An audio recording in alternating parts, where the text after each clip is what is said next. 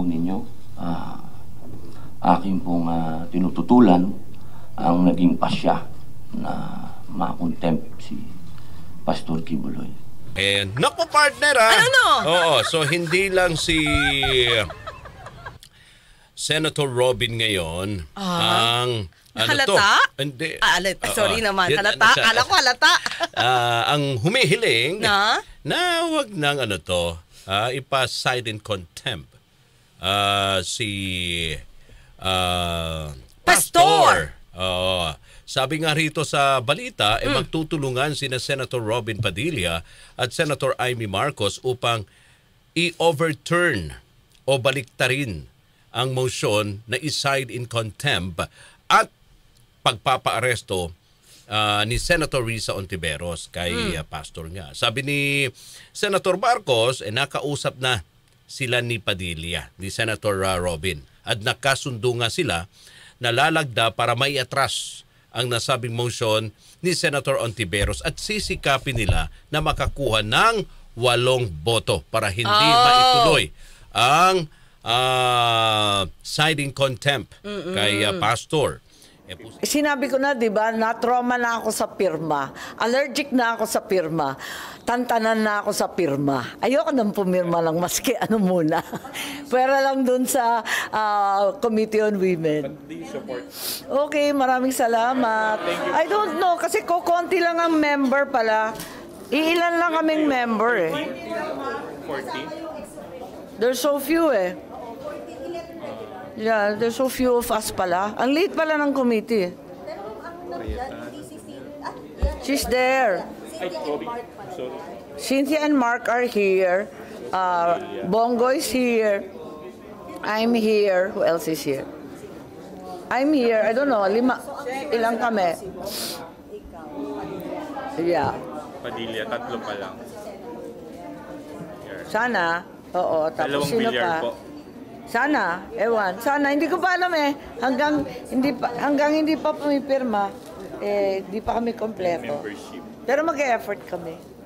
Okay. Posible daw rin, posibleng pipirma rin aniya sina Senator Bongo at Senator Cynthia Villar at naniniwala ang senadora na maraming dahilan para hindi maipa-cite in contempt si Kibuloy.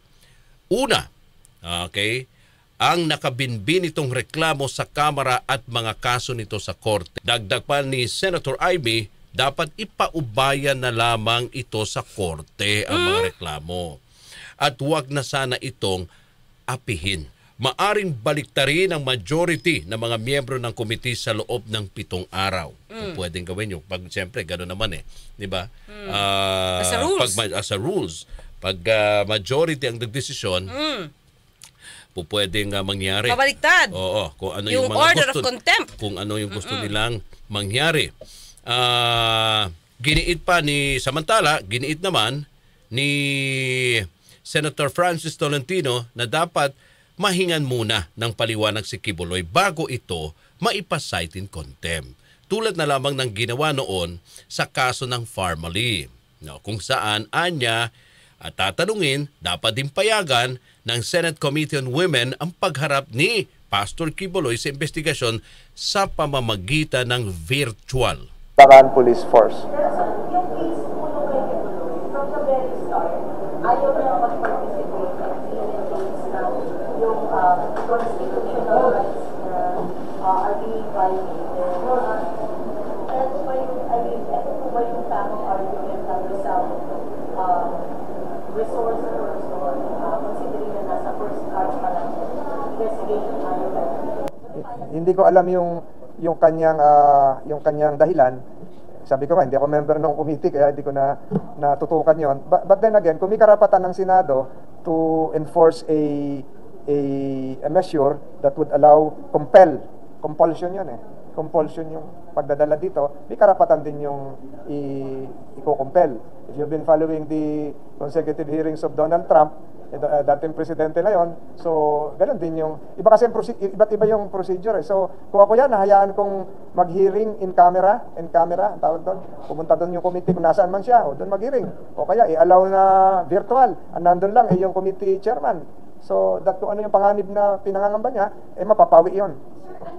Ito'y upang mapawi daw kung anumang banta ng panganib ang hinaharap ng pastor. Kasi, Wait, partner, ibig mo sabihin, break muna ako. Break, okay.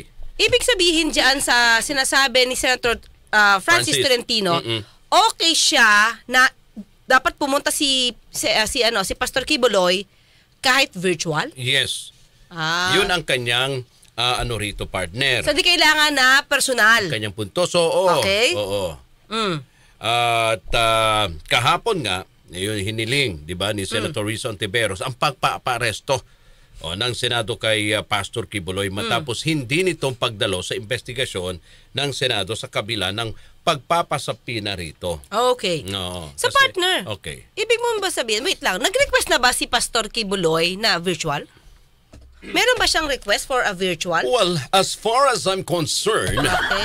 wala naman akong natatandaan part. Basta ang sinabi ng pastor, meron siyang mga banta. Oo, teka Di ba? lang Doon sa kanyang YouTube, sinasabi niya, kaya nga siya nagtatago kasi may mga banta siya sa buhay. Oo. Pwede bang i-considera yon ng Senado? Lalo Partner. tigit yung committee ni Senator Risa. Meron Kasi- dito, oo. meron dito, sabi niya, Ontiveros rules out virtual appearance for Quiboloy in Senate. Oo. Tingin ko, doon sa punto na yung partner, sa punto na yon, kung ako si Senator Risa, yalaw ko. Go na. Virtual, Oo. 'di ba? Basta nasa Pilipinas siya, Oo. 'di ba? Kasi partner, official 'to eh. Pero pag virtual partner, kasi 'di ba? Doon sa kanyang YouTube statement, hindi siya nagpakita boses lang eh. Sino? Si pastor. Kasi meron nga siya partner, may Ay, hindi pwedeng boses lang. Oo, Hindi meron ko naman nga- alam kung siya yung boses na yun. Bakit pwede bang gayahin yung Ano boses? naman? Bakit si Willie Nepomuceno? Ano ka ba? Wala na yun. Hindi, oo. Kasi pero siyempre, di ba? Kasi partner. ang iniisip nga niya, yung kanyang security partner, oo nga naman, baka mamaya malalaman kung nasaan siya. Mas lalong magiging delikado yung kanyang partner. sitwasyon. Kung gusto niya talagang humarap, Oo. hindi naman malalaman kung nasaan siya. Oo. Yun lang naman ang gusto nilang Diba? partner makausap, maitanong. Di ba? Sa De- pastor, kung totoo ba yung mga aligasyon. Oo. So, kailangan ba talagang ipakita pa yung mukha? Sa akin, partner. Oo naman, partner. Oo. You have to. Sa korte, gano'n ba? Oo. Hindi ba kinokonsidera na boses and audio Oo. lang? Hindi. Oo. On-cam kami. On cam talaga. Oo. Even the accused. Oo, mas lalo. Oo. Mas lalo yun. Oo. So sa akin, partner, kung i-request ni Pastor Quiboloy na mag virtual appearance, okay lang. Bakit? Oo. Kasi yung ibang witnesses naman ni Senator Riza, virtual din eh. Yung iba, katulad nung si Ma'am Reynita. Pero ano yon? Kumbaga, live yon. Oo. Kumbaga, virtual yon on time, Oo. nasa Singapore. Okay. Tapos yung isa, yung dating ex-director, di ko alam kung anong bansa siya eh, pero virtual din. Virtual din. Di ba? So, kung inalaw mo sa ibang witness mo mag-virtual, edi okay lang i-allow mo si Pastor Quiboloy na mag-virtual. Di ba? Okay, sa akin, okay yung sinabi ni Senator Francis. Tolentino, umapil siya kahit virtual. Pero kasi partner, ang sa akin, kung napanood mo yung press ko ni Senator Amy, halatang-halata mo naman kasi, partner, natututulan talaga niya. Parang si Senator Robin. Okay. Ang katwiran kasi na nadinig ko kay Senator Amy, Oo. dapat daw may due process. So kahit ako'y miyembro at naninindigan sa Committee on Women, gusto ko pa rin na may due process sa bawat isa. Or yung reklamo, tapos may court case na daw. Ma'am, pero di ba yung pagpapatawag kay Pastor Quiboloy, that's part of due process na ipaliwanag niya yung side niya Sa mga Oo naman, pero yung sabay-sabay mong kinakasuhan, pwede rin magdahilan na hindi naman dapat sabay-sabay. Higit sa lahat, may pending na sa court, pare-pareho naman yung paksa, bakit uulitin pa? Alam mo, kung kaharap lang si Senator Amy, ang sarap i-cross-examine niya. Kasi lalabas talaga kung ano yung motibo niya. 'Di ba? Kasi unang-una, alam natin, re-electionista partner. She needs votes. Bakit? Pang-ilan ba siya sa survey? Si Senator Amy. Kailangan niya yan. May program na nga siya. Pinopromote. Oo. 'Di ba? Sa akin lang, wag niyong yung dapat na lumabas ang katotohanan, partner. Di natin sinasabi na yung katotohanan sa mga nagreklamo. Ang katotohanan pwede na kay Pastor Kibuloy. Pero wag niyong i-hinder. Wag niyong parang hadlangan na lumabas yung katotohanan dahil lang sa politika. Ramdam mo naman, partner, na may kinakampihan siya. Start pa lang, partner. Start pa lang. Anong sabi niya? Unang tinanong sa isang interview, Senator Amy, si PBBM nagre-request na kay Pastor Kibuloy kung pwede na umattend na ng hearing, 'di ba? Pero anong sabi niya doon sa interview na 'yon, partner? Naaawa siya sa SMNI and naaawa siya kay Pastor Kibuloy. Si Presidente, siya na mismo nag-advise kay Pastor Kibuloy na sana humarap na sa Senate at House hearing to give his side dun sa mga allegation laban sa kanya. Do you think dapat na sundin ni Pastor Kibuloy yung payo sa kanya ng Pangulo? Well, alam naman natin na talagang kapangyarihan ng Kongreso at ng Senado na mag-issue ng subpoena, talagang fundamental power yan. Pero alalahanin natin na kinakailangan bigyan ng substantive and procedural due process at saka yung karapatan against self-incrimination. Ang ibig ko sabihin, lungkot na lungkot ako sa mga pangyayari tungkol sa SMNI at kay Pastor Kibuloy. Tandaan niyo mga kayubi, namutawi ba sa bibig ni Senator Amy na naaawa siya doon sa mga biktima di umano ni Pastor Kibuloy? Meron ba siya nasambit? Wala. Diba? Kasi kung pakikinggan niya lang, tapos ito pa sabi niya, partner, hindi nga siya sigurado kung in aid of legislation yun. Aba, teka lang. Yung bang pag-hearing mo tungkol doon sa PI at paggisa-gisa kay La Oñate ng pirma, in aid of legislation ba yun o meron ka lang din gustong tumbukin? 'Di ba? Para ipakita na behind dito si House Speaker. 'Di ba? Pare-pareho naman kayo ng agenda diyan eh. 'Di ba? Hindi mo pwedeng sabihin, Senator Amy, na ang ginagawa ni Senator Risa hindi in aid of legislation. Bakit hindi mo masasabi? Hindi ka naman kasi nakikinig sa hearing. Wala ka dun. 'Di ba? Hindi mo napapakinggan kung ano yung sinasabi ng mga nagrereklamo. Kasi bakit? Parang ang pinakikinggan mo lang yung awa mo kay Pastor Kibuloy. 'Di ba? Hindi dapat ganoon, partner. Pag ikaw ay senador, nanalo ka na. Ang loyalty mo hindi na doon sa taong nagbigay ng tulong sa iyo o yung aasahan mong tutulong sa iyo sa susunod na eleksyon. Dapat sa tao. Maging neutral dapat. Ang kailangan natin dito, partner, mga neutral na senador. Oo. Baka mayroon din silang mga nakikita dito na ibang rito, motibo sa pagdinig na ginagawa ng komite ni Senator Risa. Di sabihin niya kung anong motibo, partner. Una, sinabi niya lang, hindi naman sigurado kung in aid of legislation. Then prove it! Meron nang sinasabi si Senator Risa. Diba tayo nga? Kahit hindi tayo nandoon sa Senado. Sabi ko, pwedeng gumawa dito tungkol sa anong dapat ipagbawal sa pag-create ng foundation. Ano ang limitasyon ng mga volunteers sa simbahan? Ano at magkano ang dapat isweldo kung nagbo-volunteer? Pwede itong gawing batas, partner. Diba? Pero wala eh. Tapos, i-prove mo na hindi yan in aid of legislation. Kasi, sabi nga natin, kapag gobyerno ang gumagawa, may presumption of regularity. Kayo, lalo si Senator Amy, na in doubt kung in aid of legislation to, di sumaliksik ka ng anumang ebidensya na ito si Senator Risa, naninira lang. Diba? Oo. Sa katandaan natin, partner, wala pang kasong naisasampa. And, partner, may Supreme Court decision na to. Na kahit may kaso na nakasampa, pwedeng idinig, pwedeng dinggin pa at maimbitahan sa Senate hearing basta in aid of legislation.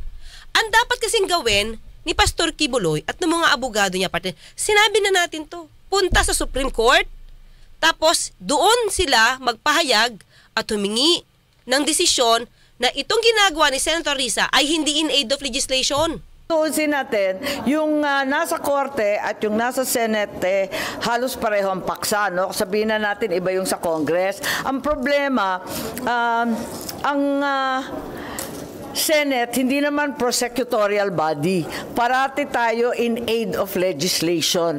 Talaga bang in aid of legislation ito? Yun ang pinagtatakahan ko. Do we actually need new laws? Is that really the intended goal? Right to defend themselves and against self-incrimination, bakit hindi naman kinikilala? Yung ibang akusasyon ay napakatagal na, ba't ngayon lang lumilitaw ng sabay-sabay? Sabay-sabay ang kaso? Mali ka dyan, Senator Amy Marcos. 2018 pa lang, nahuli na sa Hawaii itong si Pastor Kibuloy. Maghapong ikinulong sa Hawaii ang founder ng Kingdom of Jesus Christ na si Apollo Kibuloy matapos matagpuan ng mga otoridad ang undeclared cash sa kanyang private plane na nagkakahalaga ng $350,000. Bukod sa daan-daang libong dolyar, natagpuan din sa private plane ni Kibuloy ang mga parte ng baril. Sa ulat ng Hawaii News Now, isa si Apollo Kibuloy sa 6 na lula ng Cessna Citation Sovereign. Pero bago umalis, sumakay rin sa nasabing plane ng Customs and Border Enforcement agents.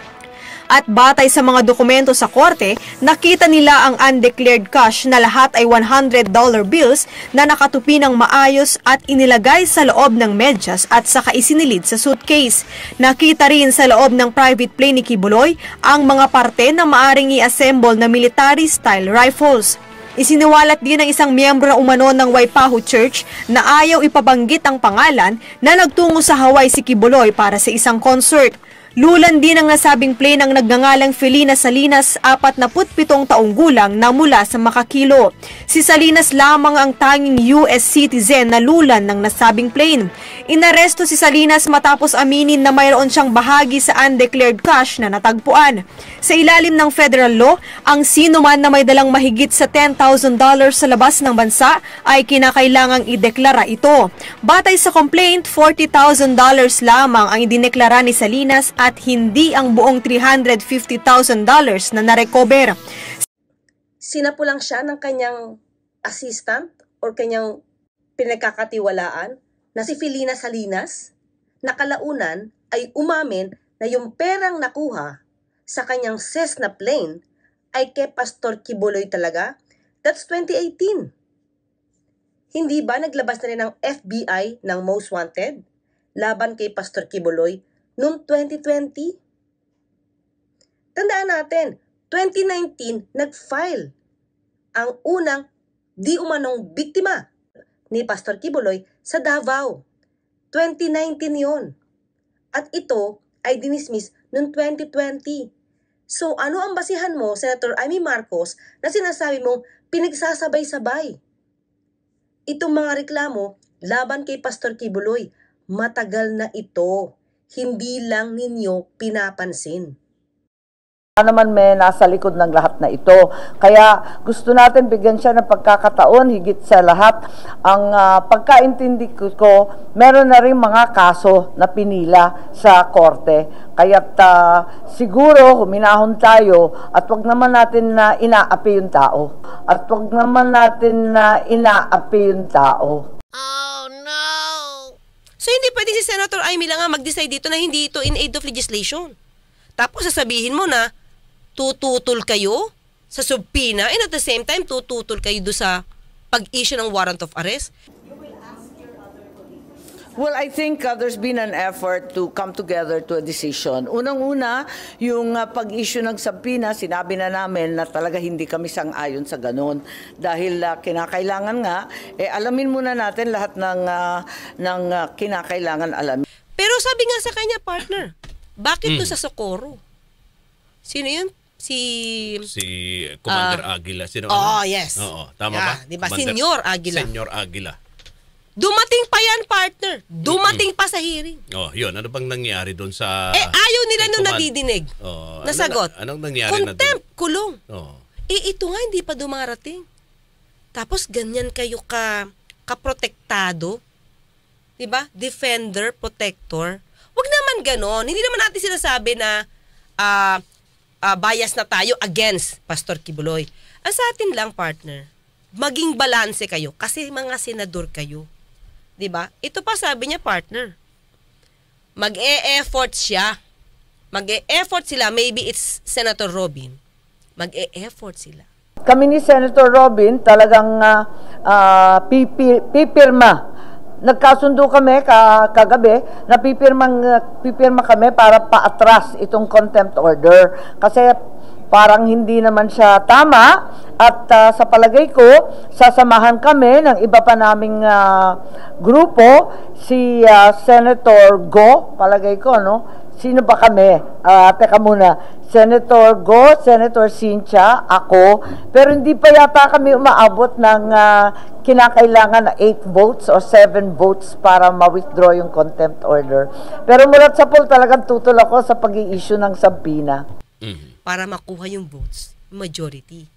Para hindi na mapawaran si Pastor Kibuloy. O, di laki ng ulo ni Pastor. Meron siyang tagapagtanggol kahit wala siya doon sa loob ng Senado. Sino-sino ba mga miyembro? Sige, parte, isa-isahin natin.